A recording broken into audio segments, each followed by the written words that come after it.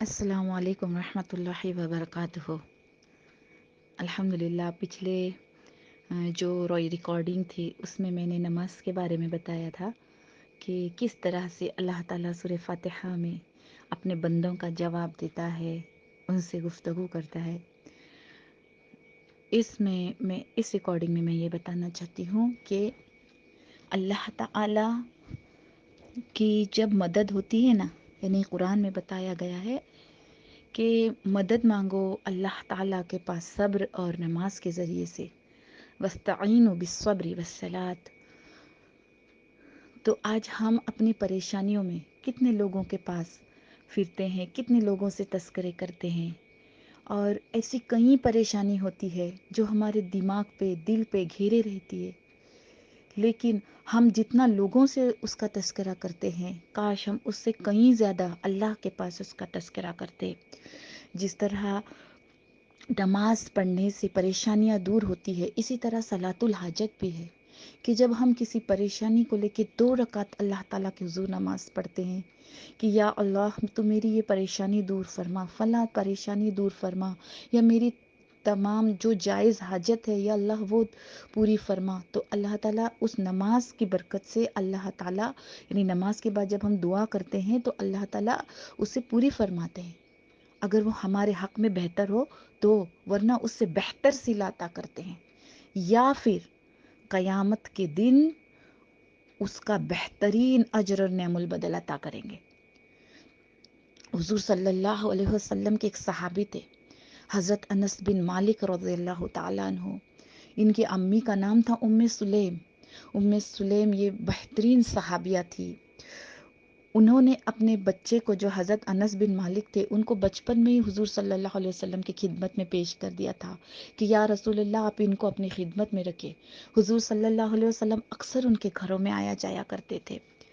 تو ایک مرتبہ جب وہ حضور صلی اللہ علیہ وسلم آتے ہیں تو ام سلیم فرماتی ہے کہ یا رسول اللہ آپ میرے انس کے لیے بھی دعا کریں، یہ آپ کا چھوٹا سا خادم ہے۔ حدیث شریف کا مفہوم ہے۔ تو حضور صلی اللہ علیہ وسلم نے حضرت انس کو یہ دعا دی کہ اللہم اکثر مالہ و ولدہ و اطل حیاتہ واغفر لہ، اے اللہ اس کے مال و اولاد کو زیادہ کر، اس کی زندگی لمبی کر اور اسے بخش دے۔ یہ جو دعا حضور صلی اللہ علیہ وسلم نے حضرت انس کو دی، اس کی برکت سے حضرت انس بیان کرتے ہیں کہ اللہ تعالیٰ نے ان کو تین چیزوں میں ایسی برکت عطا فرمائی کہ اولاد میں برکت ایسی ہوئی کہ 103 کو تو حضرت انس فرماتے ہیں کہ میں دفن کر چکا ہوں، اور میرے پھل 1 سال میں 2 بار آیا کرتے تھے، یعنی مال میں برکت کی دعا کی تھی نا، تو لوگوں کے باغوں میں تو پھل 1 بار آتے تھے، لیکن حضرت انس بن مالک کے باغ میں پھل 2 مرتبہ آیا کرتے تھے، اور عمر لمبی اتنی ہو گئی تھی نا کہ اپنے 103 اولادوں کو دفن کر چکے تھے، تو اتنی عمر ہو گئی تھی کہ وہ لوگوں کے سامنے جانے سے شرمانے لگے تھے، اور اللہ تعالیٰ سے فرماتے ہیں کہ میں اللہ تعالیٰ سے بخشش کی امید رکھتا ہوں۔ تو یہ جو دعا ہے نا، یہ دعا ہے، یہ ہمیشہ اپنے بچوں کو بھی ہمیں دینی چاہیے، کیونکہ اس میں حضور صلی اللہ علیہ وسلم کی زبان مبارک کا نور ہے۔ انہوں نے حضرت انس کو دی تھی کہ میں نے اکثر یہ دعائیں دی ہوں، اس کے سٹیکرز شیئر کی ہوں، لیکن اس غروپ میں کئی بہنیں ایسی ہیں جو مجھے پہلی بار سن رہی ہے، تو ہو سکتا ہے آپ کے پاس یہ دعا ہو اور آپ نے اپنے بچوں کو دیتے بھی ہو، کرتے بھی ہو، لیکن اگر نہیں ہے تو انشاءاللہ میں اس دعا کو اس گروپ میں شیئر کروں گی ضرور۔ کوئی ایسی جگہ جہاں اسکول میں جاتے ہوئے دروازے کے پاس آپ لکھ کے لگا لیں، یا سوتے ہیں جہاں پہ وہاں پہ بیڈ کی طرف لکھ کے لگا لیں، یاد ہونے تک، اگر یاد کر لیں تو بہتر ہے، تو اس کے بعد ہم اپنے بچوں کو یہ دعائیں ضرور دیں، کیونکہ اس کے پہلے کہ ان پر تنگی آ جائے پھر ہم دعائیں کرنے لگ جائیں، اس کے پہلے کہ ان کو کوئی بیماری گھیر لے جس کی وجہ سے عمر میں کمی ہو جائے، اس کے پہلے ہم انہیں دعائیں کرنے لگ جائیں، اس کے پہلے کہ ان کو کوئی پریشانی ہو، مشقت ہو، اولادوں سے محرومی ہو، اس کے پہلے پیارے آقا صلی اللہ علیہ وسلم نے جو حضرت انس کو دعا دی ہے، یہ ہم اپنے بچوں کے لیے شامل کریں۔ 2 دعائیں ہیں، ایک رزق میں برکت کی بھی دعا ہے اور مال کی بھی ہے، یہ میں انشاءاللہ شیئر کروں گی۔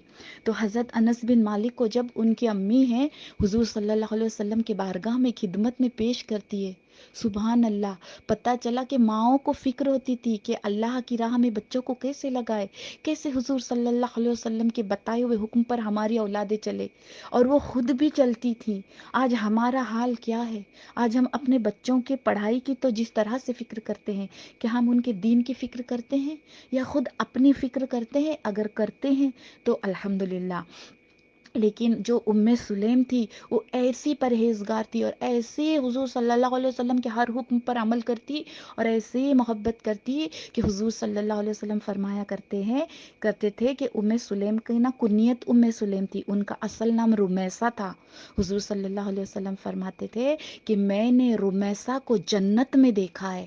سبحان اللہ. وہ چلتی تو مدینے کی گلیوں میں تھی، وہ رہتی تو مدینے کے ایک گھر میں تھی، لیکن حضور صلی اللہ علیہ وسلم نے انہیں جنت میں دیکھا تھا. اب وہ معراج میں دیکھا تھا یا خواب میں دیکھا تھا، یا کس طرح سے اللہ نے ان کو، رمیسہ کو، حضرت انس کی والد کو جنت میں دکھلایا تھا. یہ ہمیں غور کرنا چاہیے کہ ہم بھی اپنے اعمال سدھاریں، ہم بھی اپنے اولادوں کی نیک تربیت کرنے والے بنیں، اللہ اور اس کے رسول سے بے پناہ محبت کرنے والے بنیں.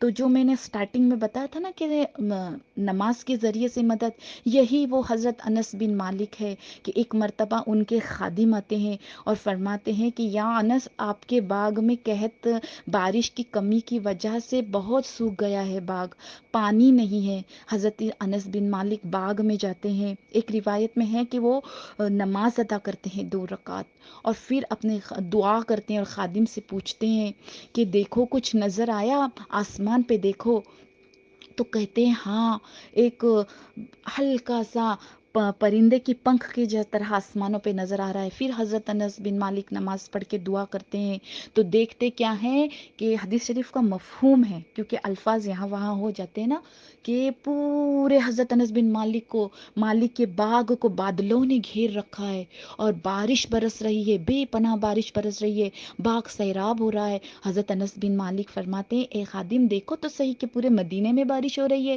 جب خادم باغ کے باہر جا کر دیکھتے ہیں تو اور کہیں بارش نہیں برس رہی ہے. اللہ تعالیٰ نے ان کی نماز اور دعا کی برکت سے صرف ان کی باغ پہ بارش نازل فرمائی. سبحان اللہ. یہ ایک صحابی رسول کی کرامت بھی ہے، اور ایک ہمارے لیے یہ سبق ہے کہ اللہ تعالیٰ سے نمازوں میں کس طرح سے مدد مانگی جاتی ہے.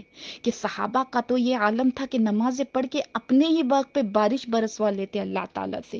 آج ہم اپنی نمازوں میں کس قدر دھیان دیتے ہیں، کس طرح ہم غم اور پریشانی لاحق ہونے سے نماز پڑھ کے اللہ تعالیٰ سے دعائیں مانگتے ہیں. اللہ تعالیٰ سے بہت دعائیں مانگنے والے بنے. چاہے جو پریشانی ہو، لوگوں پر ظاہر کرنے کے پہلے اپنے رب سے اس کے لیے نماز پڑھ کے دعائیں مانگو کہ اللہ تعالیٰ آپ کے غموں کو بھی خوشیوں کی بارشوں میں بدلنے پر قادر ہے.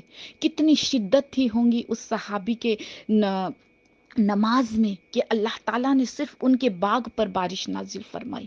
سبحان اللہ. اپنے اعمال پہ غور کرو. اگر گناہ میں پڑے ہوئے ہو تو توبہ کر لو. ہر گناہ، گانا سننا یہ بھی اتنی بڑی نحوست ہے، کل آگ کی سلیاں پگھلا کر کانوں میں ڈال دی جائیں گی. اگر بے پردگی ہوتی ہے تو اس کا پرہیز کرو، کہ اپنے چہروں کو، اپنے سینوں کو ڈھانپنے کی کوشش کرو. اگر سیریل اور موویز دیکھنے کے عادی ہو گئے ہیں تو اس سے بھی توبہ کرو، کیونکہ غفلت ہو جاتی ہے ذکر سے. اس دوران غفلت ہو جاتی ہے. کہ کبھی نوٹس کیا ہے کہ ہم ایسی چیزیں دیکھتے ہوئے اللہ کا ذکر کرتے نہیں کرتے نا؟ تو اللہ تعالیٰ سے توبہ کرو، کیونکہ جتنی مصیبتیں آتی ہے زیادہ تر تو ہماری گناہوں کی وجہ سے آتی ہے. اللہ تعالیٰ سے معافی مانگو. کیسے وہ پیاری سی صحابیہ تھی حضرت رمیسہ، جو رہتی تھی مدینے کی گلیوں میں، اور میرے آقا صلی اللہ علیہ وسلم انہیں جنت میں دیکھ رہے ہیں. ایسے اعمال مانگو اللہ تعالیٰ سے. اور یہ دعا ہے وہ اپنی اولادوں کے لیے ضرور مانگو، اور اپنے ماں باپ کو بھی دو کہ وہ ہمارے لیے کرے. کتنی پیاری دعائیں ہیں. اللہ تعالیٰ سے علم و عمل کی توفیق مانگے، اپنے اعمال کو سدھارے، نمازوں میں گڑ گڑا کر رونے کی عادت کریں، نمازوں میں دھیان سے پڑھے. سورہ فاتحہ کو پڑھتے ہوئے جس طرح سے اللہ رب العزت ہم پر توجہ دیتے ہیں، ہم بھی اللہ کی طرف توجہ دینے والے بن جائے. اللہ تعالیٰ ہم سب کو اس پر عمل کرنے کی توفیق عطا فرمائے. یہ جو دعا دی جا رہی ہے اس کو ضرور یاد کریں، ضرور یاد کریں، کیونکہ آج آپ کی دی ہوئی دعا آپ کے بچے کے آنے والے مستقبل کو سنوار سکتا ہے، کیونکہ وہ ماں ہی کی دعا تھی جو امام کعبہ کو، جو ہے نا امام کعبہ، انہوں نے فرمایا کہ میں چھوٹا تھا اور میں بہت شرارتی تھا، میری ماں نے ایک مرتبہ ہمارے یہاں مہمان آئے ہوئے تھے، میری ماں نے بہت سارا کھانا اعلیٰ پکایا تھا، میں شرارتی ہونے کی وجہ سے میں نے راستے پہ کی مٹی لا کر اس کھانے میں ڈال دی، میری ماں نے جب یہ دیکھا مہمان آنے کے بعد کہ کھانے میں مٹی پڑی ہوئی ہے اور یہ میرے بیٹے کی حرکت ہے، آج کی ماں ہوتی تو منہ سے بددعا نکال دیتی، گالیاں دیتی، وہ امام کعبہ کی آج ہی کے دور کی ماں ہے، لیکن کیسی اللہ کی بندی تھی، فرمایا کہ جا اللہ تجھے کعبہ کا امام بنا دے۔ آج وہ امام جب بھی جمعہ کی نماز میں خطبہ دیتے تو کبھی کبھی یہ واقعہ سناتے ہوئے رو پڑتے ہیں کہ حقیقت میں میرے ماں کی وہ دعا قبول ہو گئی کہ میں نے کھانے میں مٹی کیا ڈال دی، آج اللہ تعالیٰ نے مجھے بیت اللہ کا امام بنا دیا۔ تو اپنے لیے بھی دعائیں مانگے، اپنے والدین کے لیے بھی دعائیں مانگے اور اپنے اولادوں کے لیے بھی دعائیں مانگے۔ یہ دعا یاد کریں، اگر جن کے نکاح نہیں ہوئے وہ ابھی سے یاد کر لے، تاکہ ابھی سے اپنے، یعنی اگر یہ دعا یاد کریں گے تو اپنے اولادوں کو کرنے والے بن جائیں گے۔ اللہ تعالی ہم سب کو اپنے اور اپنے رسول سے سچی محبت عطا فرمائے، اور اس گروپ کا لنک ہو سکے تو آگے کسی لیڈیز کو آپ شیئر بھی کر سکتے ہو، کیونکہ آپ کے ذریعے سے کسی کا جنت کی طرف بڑھتا ہوا ایک قدم آپ کے اور جہنم کے بیچ میں آ سکتا ہے۔ السلام علیکم رحمۃ اللہ وبرکاتہ۔